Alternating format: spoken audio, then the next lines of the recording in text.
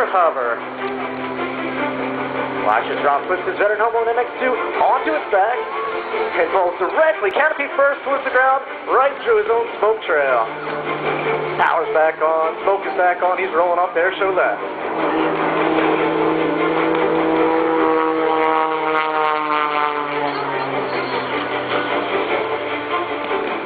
Now Rob is a proud member of the 2011 United States World Unlimited Aerobatic Team. Later this summer, he'll be competing in Italy at the World Championships against the very best pilots in the world. This is some of what he'll be doing there. Not about tumbles there, it's about hitting precision points, straight lines, and pitch nose snap roll swing.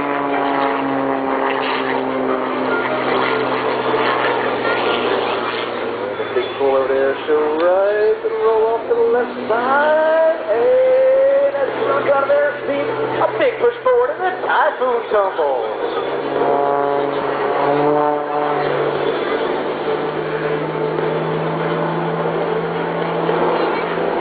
All right, the real estate market may be down a little bit. How much real estate he can cover here in Rochester?